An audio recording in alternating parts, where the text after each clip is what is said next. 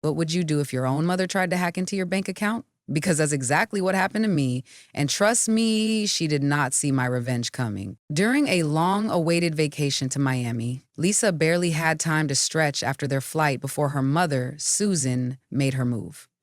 With the same smug look she always had when she thought she was in control, Susan snatched Lisa's purse right out of her hands. "We'll be using your credit card for this trip," she announced, grinning like she had just pulled off the perfect heist. Lisa didn't flinch. Instead, she smiled, a wide, unsettling smile that instantly made her mother uneasy. Then, with deliberate ease, she pulled out her phone, tapped her banking app, and turned the screen toward her. "Then you're going to love this message from the bank," she said sweetly. Susan's expression shifted in an instant. The color drained from her face as her eyes darted across the screen. Then, she screamed loudly. Heads turned in the bustling airport terminal as she clutched Lisa's purse tighter, her knuckles turning white. "What did you do?" she hissed, voice trembling with barely contained rage. Lisa shrugged. "Bank security. They thought it was weird that all these big transactions were happening in a city I hadn't even arrived in yet." She let the words hang in the air, watching as the reality settled in. Susan had planned everything, except this. The truth was, Lisa had spent years dealing with her mother's financial manipulation. She knew Susan would try something like this, so a week before the trip, she had called her bank, explained the situation, and set up multiple layers of security. Her credit card was locked to her location, meaning any charges outside her immediate area would be flagged and declined unless she personally approved them through the app. For extra protection, she had also set her daily spending limit to exactly $5. Susan's jaw tightened. "Fix it, right now." Lisa just smiled. "Can't. Bank policy." Her mother wasn't the type to accept defeat. She was already plotting her next move, her mind racing for another way to access Lisa's money. But Lisa wasn't worried. She had spent too many years playing defense. This time, she had come prepared.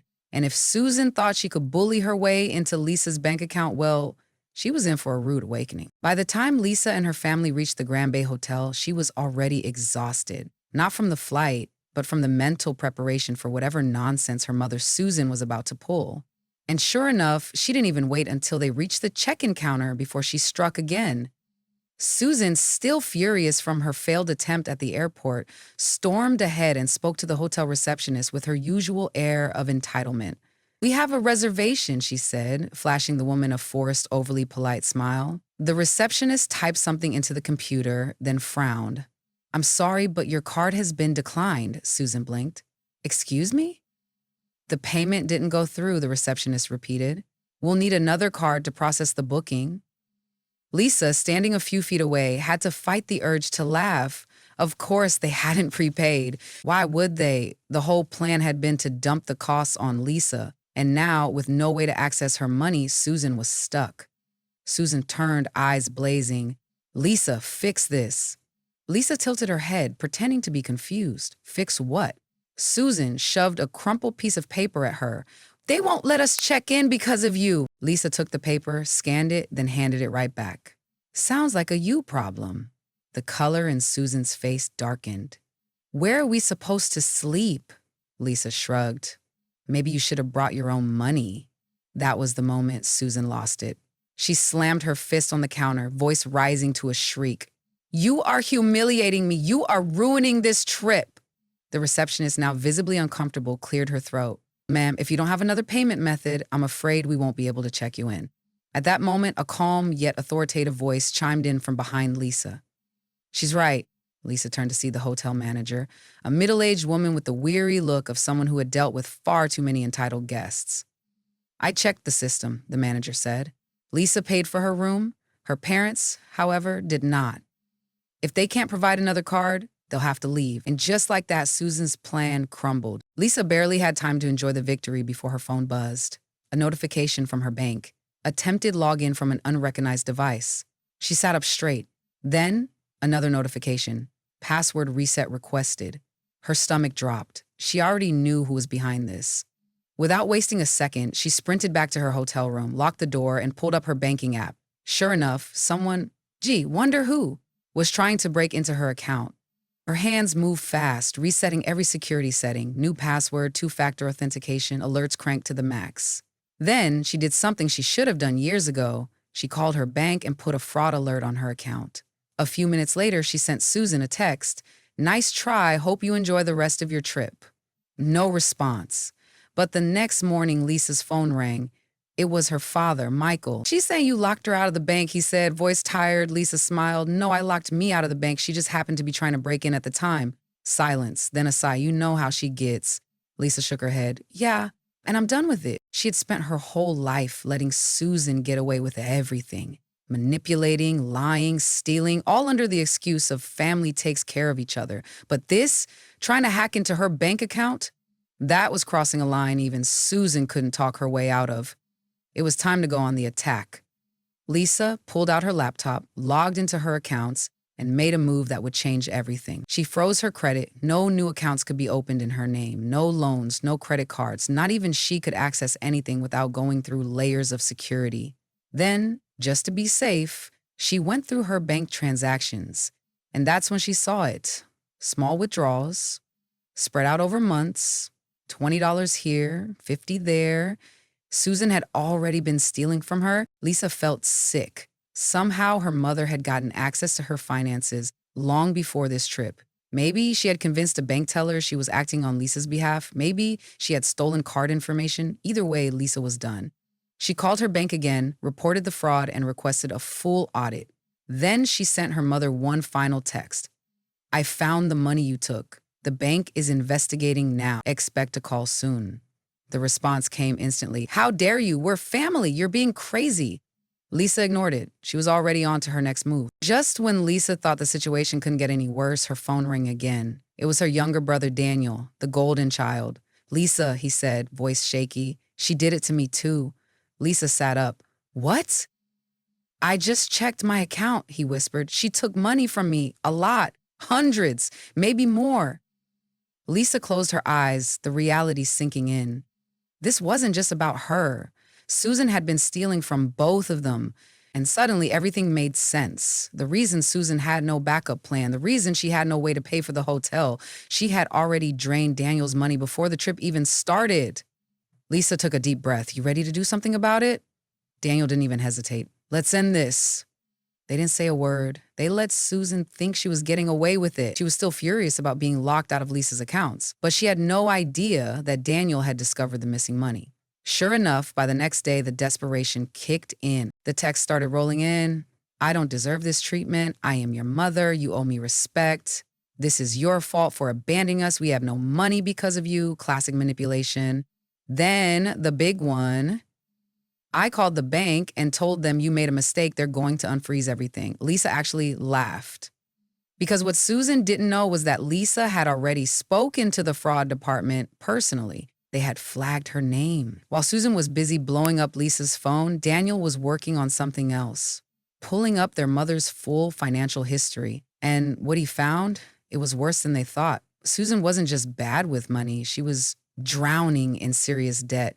Maxed out credit cards, overdue payments, personal loans.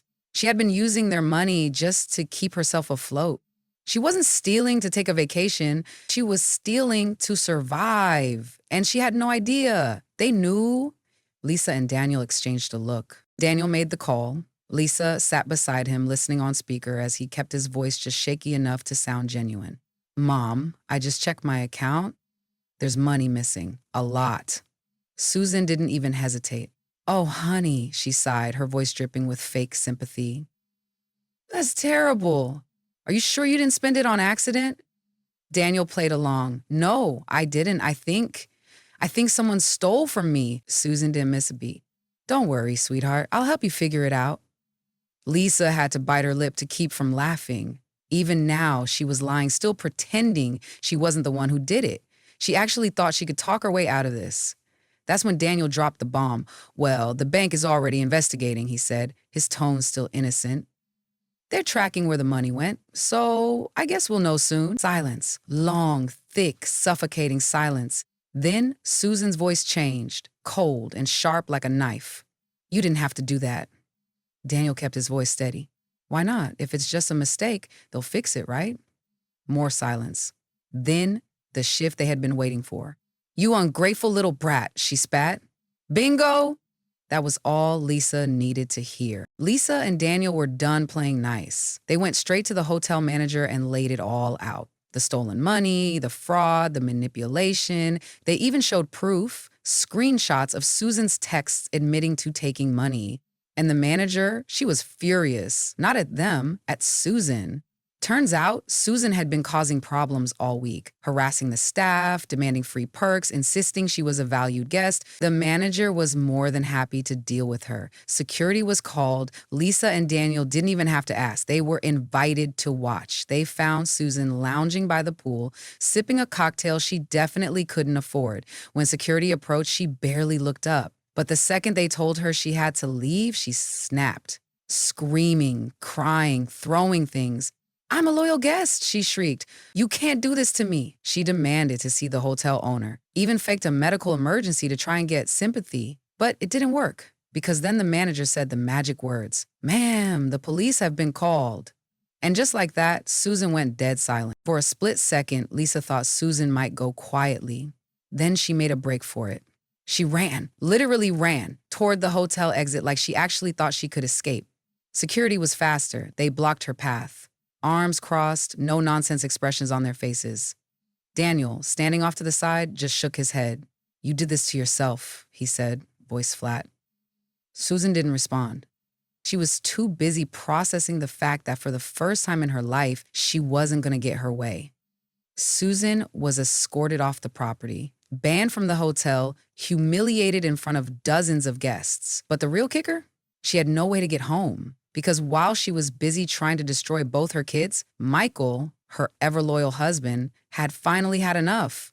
He booked himself a separate flight and left her stranded. Susan had no credit card, no money, no hotel, no way to book a flight home. And Lisa and Daniel, they enjoyed the rest of their vacation without her. The aftermath. When Lisa got home, she followed through with the bank investigation. They confirmed Susan had stolen thousands from her and Daniel over the years. Lisa pressed charges. Daniel did too. And guess what? Susan got hit with fraud charges. The court forced her to pay back every penny, and when she couldn't, they froze her accounts. She lost everything. Lisa blocked her number, so did Daniel. But Susan still tried. She called, she texted, she left voicemails sobbing. "I didn't mean it. We're family. Please, I need help." Lisa didn't respond. Now, years later, Lisa and Daniel are thriving. They have real financial security. They take vacations, ones they actually pay for. And Susan, she's still drowning in debt, still crying to anyone who will listen, still blaming everyone but herself. Lisa used to feel guilty, used to wonder if maybe, just maybe, she had been too harsh. But then she remembers Susan had every opportunity to do the right thing. She just never wanted to. And that's not Lisa's problem. Lisa never looked back. At first, there was a small part of her that wondered if she had done the right thing, cutting Susan off, pressing charges, walking away for good. But then she remembered every stolen dollar, every manipulation, every time Susan had made her feel like she owed her something just because they were family. Lisa had spent her entire life being the responsible one, the fixer, the one who had to pick up the pieces after her mother's reckless choices. And for what? So Susan could turn around and steal from her? Try to break into her bank account? Leave her stranded with nothing? No. Lisa didn't feel guilty, not anymore. Daniel didn't either. If anything, he was angrier than Lisa had ever been. He had always been Susan's favorite, the golden child, the one she had never treated the way she treated Lisa. But in the end, it hadn't mattered. She had stolen from him too, and when he confronted her, she didn't even apologize. She just blamed him. That was the moment Daniel realized that their mother wasn't just selfish. She wasn't just irresponsible. She was a thief. And worse, she didn't care. So they both walked away for good. And Susan, she never changed. She still tries every now and then. A random text, a sobbing voicemail, a desperate email begging for help, claiming she's learned her lesson. But Lisa and Daniel know better. They've seen this script before, and they're not falling for it. Now, they live life on their own terms. They have their own apartments, their own bank accounts, ones that only they can access. They take vacations, they invest, they save. They never have to worry about waking up one day and realizing their money is gone.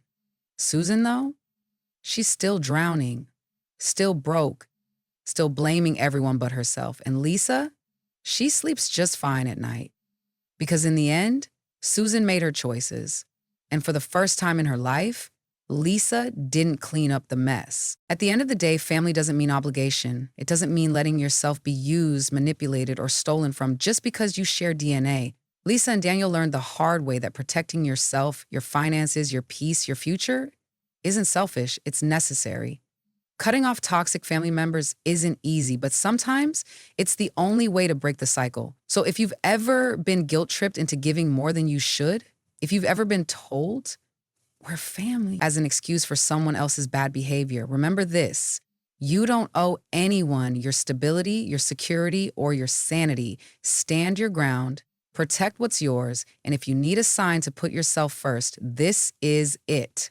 If you liked this story, follow for more.